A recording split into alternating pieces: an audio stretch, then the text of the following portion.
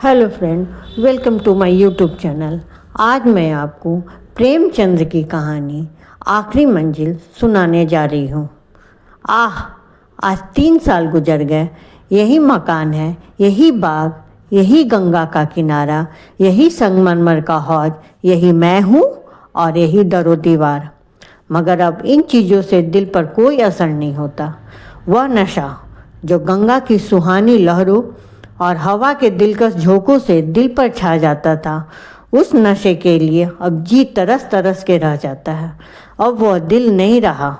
वह युवती जो मेरी जिंदगी का सहारा थी, अब इस दुनिया में नहीं है। मोहिनी ने बड़ा आकर्षक रूप पाया था।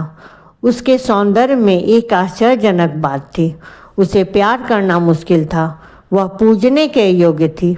उसके चेहरे पर हमेशा एक बड़ी लुभावनी आत्मिकता की दीप्ति रहती थी।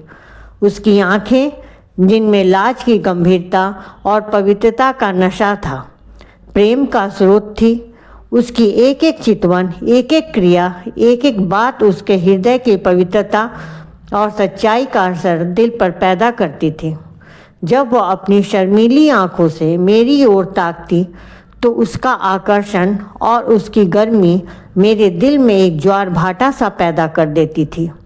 उसकी आंखों से आत्मिक भावों की किरणें निकलती थी, मगर उसके होठ प्रेम की बानी से अपरिचित थे। उसने कभी इशारे से भी उस अथाह प्रेम को व्यक्त नहीं किया, जिसकी लहरों में वह खुद तिनके की तरह बही जाती थी। उसके प्रेम की कोई सीमा न थी।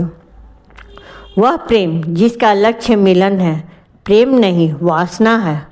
मोहिनी का प्रेम वह प्रेम था जो मिलन में भी वियोग के मज़े लेता है। मुझे खूब याद है, एक बार जब उसी हौज के किनारे चांदनी रात में मेरी प्रेम भरी बातों से विभोर होकर उसने कहा था, आह! वह आवाज़ अभी मेरे हृदय पर अंकित है। मिलन प्रेम का आदि है, अंत नहीं। प्रेम की समस्या पर इससे ज़्यादा शानदार, इससे ज़्यादा ऊंचे ख्याल कभी मेरी नज़र में नहीं गुजरा। वह प्रेम जो चितवनों से पैदा होता है और वियोग में भी हरा भरा रहता है, वह वासना के एक झोंके को भी बर्दाश्त नहीं कर सकता। संभव है कि वह मेरी आत्मस्तुति को, मगर वह प्रेम जो मेरी कमजोरियों के बावजूद मोहिनी को मुझसे था, उसका एक कतरा भी मुझे बेसुध करने के लिए काफ़ी था। मेरा हृदय इतना विशाल न था। मुझे आश्चर्य होता था कि मुझ में वह कौन सा गुण है जिसने मोहिनी को मेरे प्रति प्रेम से विहल कर दिया था। सौंदर्य, आचरण की पवित्रता, मर्दानगी का जौहर, यही वो गुण है जिस पर मोहब्बत निछावर होती है। मगर मैं इनमें से एक पर भी गर्व नहीं कर सकता था। शायद मेरी कमजोरियां ही उस प्रेम की तड़प का कारण थी। मोहिनी में वह अदाएं न थीं जिन पर रंगीली तबीयतें फिदा हो जाया करती हैं। तिरछी चितवन, रूप गर्व की मस्ती से भरी हुई आंखें, दिल को मोह लेने वाली मुस्कुराहट, चंचल वाणी, इनमें से कोई चीज़ यहाँ न थी। मगर जिस तरह के मध्यम सुहानी रोशनी में कभी कभी फुहारे पड़ने लगती है, उसी तरह निश्चल प्रेम में उसके चेहरे पर एक उदास मुस्कुराहट कौंध जाती और आंखें नम हो जाती। यह अदा न थी, सच्चे भावों की तस्वीर थी जो मेरे हृदय में पवित्र प्रेम की खलबली पैदा कर देती थी। शाम का वक्त था। दिन और रात गले मिल रहे थे। आसमान पर मतवाली घटाएं छाई हुई थी और मैं मोहिनी के साथ उसी हौज के किनारे बैठा हुआ था। ठंडी ठंडी बयार और मस्त घटाएं हृदय के किसी कोने में सोए हुए प्रेम के भाव को जगा दिया करती हैं। वह मतवालापन जो उस वक्त हमारे दिलों पर छाया हुआ था, उस पर मैं हजारों होशमंदियों को कुर्बान कर सकता हूँ। ऐसा मालूम होता था कि उस मस्ती के आलम में हमारे दिल बेताब होकर आंखों से टपक पड़ेंगे। आज मोहिनी की जवान भी संयम की बेड़ियों से मुक्त हो गई थी और उसकी प्रेम में डूबी हुई बातों से मेरी आत्मा को जीवन मिल रहा था। एकाएक मोहिनी ने चौंक कर गंगा की तरफ देखा। हमारे दिलों की तरह उस वक्त गंगा भी उमड़ी हुई थी। पानी की उस उद्गिन उठती गिरती सतह पर दिया ऐसे बहता हुआ चला जाता था और उसका चमकता हुआ अक्स थिरकता और नाचता एक पुच्छल तारे की तरह पानी को आलोकित कर रहा था। आह, उस नन्ही सी जान की क्या बिसात थी। कागज के चंद पुर्जे, बांस की चंद तीलियां, मिट्टी का एक दिया, जैसे किसी की अतृप्त लालसाओं की समाधि थी जिस पर किसी दुख बांटने वालों ने तरस खाकर एक दिया जला दिया था।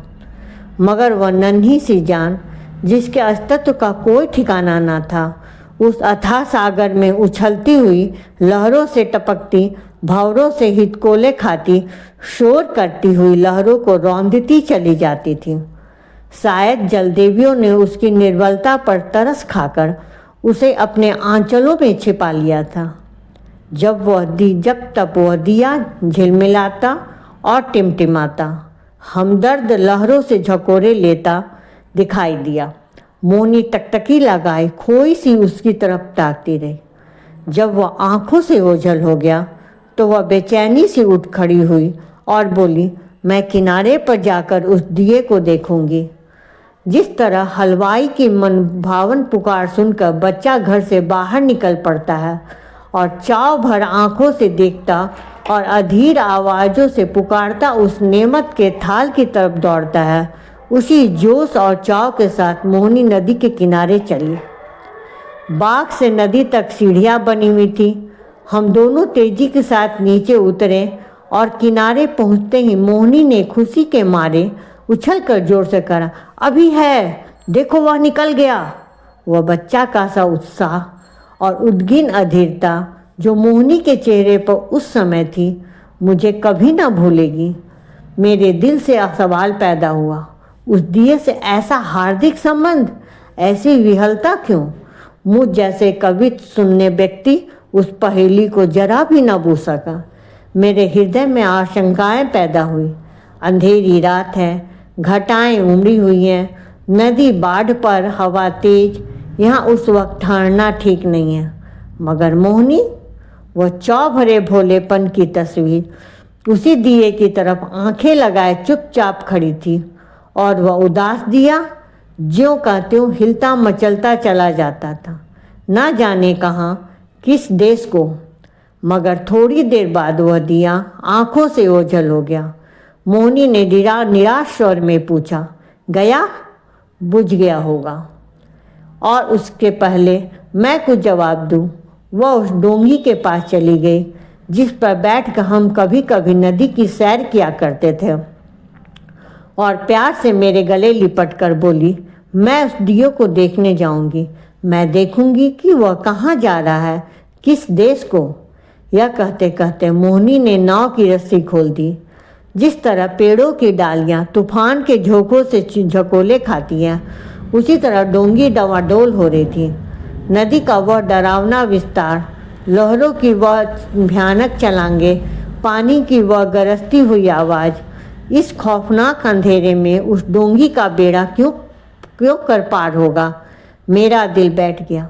क्या उस अभागे की तलाश में यह कश्ती भी डूबेगी? मगर मोहिनी का दिल उस वक्त उसके बस में न था।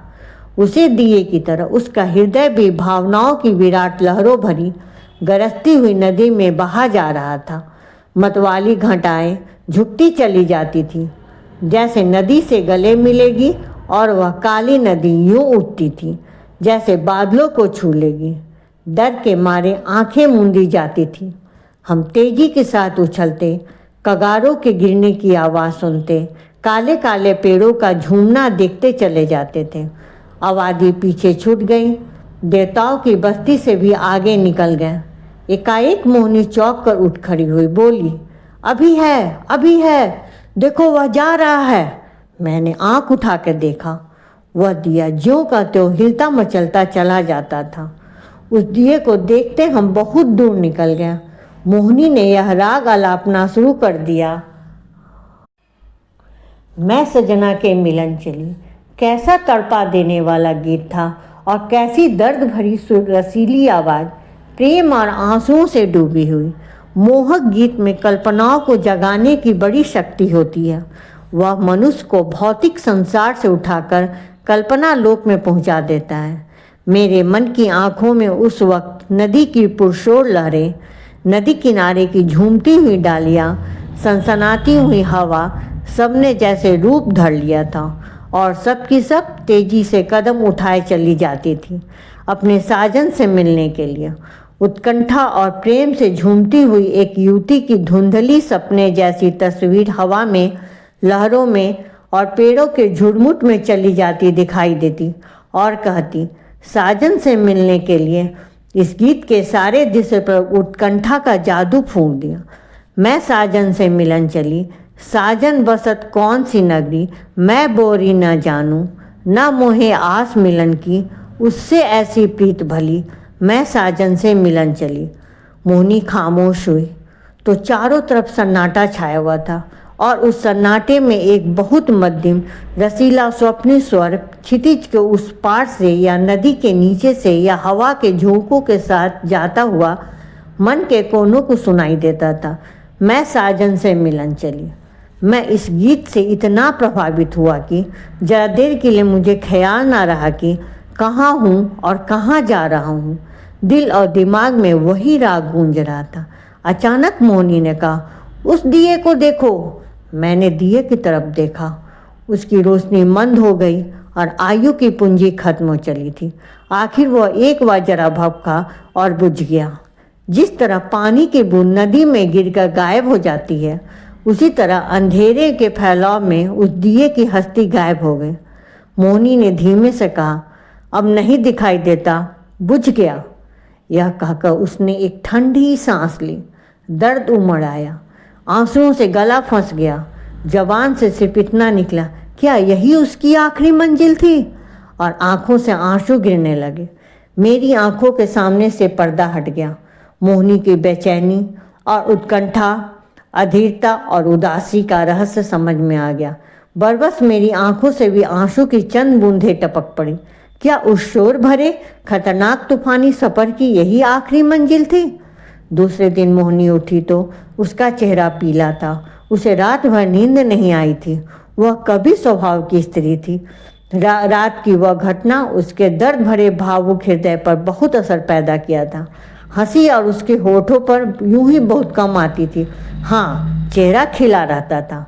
आज से वह हंसमुखपन भी विदा हो गया। हरदम चेहरे पर एक उदासी सी छाई रहती और बातें ऐसी जिनसे हृदय छलनी होता था और रोना आता था। मैं उसके दिल को इन ख्यालों से दूर रखने के लिए कई बार हंसाने वाले किस्से लाए, मगर उसने उन्हें खोल कर भी ना देखा। जब मैं घर पर ना होता तो वह कवि की रचनाएं देखा करती, मगर इसलिए नहीं कि उसे पढ़ने से कोई आनंद मिलता था, बल्कि इसलिए कि उसे रोने के लिए ख्याल मिल जाता था। और वह कविताएं जो उस जमाने में उसने लिखी, दिल को पिघला देने वाले दर्द भरे गीत हैं। कौन सा व्यक्ति है जो इन्हें पढ़ के अपने आंसू रोक लेगा? वह कभी कभी अपनी कविताएं मुझे सुनाती और जब मैं दर्द में डूबकर उसकी प्रशंसा करता तो मुझे उसकी आंखों में आत्मा का उल्लास का नशा दिखाई पड़ता। हंसी दिल लगी और रंगीली मुमकिन है कुछ लोगों के दिलों पर असर पैदा कर सके, मगर वह कौन सा दिल है जो दर्द के भावों से पिघल न जाएगा। एक रोज हम दोनों इसी बात की सैर कर रहे थे। शाम का वक्त था और चैत का महीना। मोहनी की तबीयत आज खुश थी। बहुत दिनों बाद आज उसके होठों पर मुस्कुराहट की झलक दिखाई दी थी। जब शाम हो गई और पूर्णमासी का चांद गंगा की गोद से निकल कर ऊपर उठा तो हम इसी हौज के किनारे बैठ गए। यह मॉल सीढ़ियों की कतार और वह हौज मोहनी की यादगार है। चांदनी बिसात आई और चौपड़ होने लगी। आज तबीयत की ताजगी ने उसके रूप को चमका दिया था और उसकी मोहक चपलताएं मुझे मतवाला किए देती थी। मैं कई बाजियां खेला, हर बार हारा। हारने में जो मज़ा था वह जीतने में कहाँ। हल्की सी मस्ती में जो मज़ा है वह छकने और मतवाला होने में नहीं। चांदनी खूब छिटकी हुई थी। एकाएक मोहनी ने गंगा की तरफ देखा और मुझसे बोली, वह उस पार कैसी रोशनी नजर आ रही है। मैंने निगाहें दौड़ाई। चिता की आग जल रही थी। मैंने टाल कर कहा, मांझी खाना पका रहे हैं। मोहिनी को विश्वास न हुआ। उसके चेहरे पे एक उदास मुस्कुराहट दिखाई दी और आंखें नम हो गईं। ऐसे दुख देने वाले दृश्य उसके भावुक और दर्दमंद दिल पर वही असर करते थे जो लू की लपट फूलों के साथ करती थी। थोड़ी देर तक वह मौन निश्चल बैठी रही, फिर शोक भरे स्वर में बोली, अपनी आखिरी मंजिल पर पहुंच गया। धन्यवाद।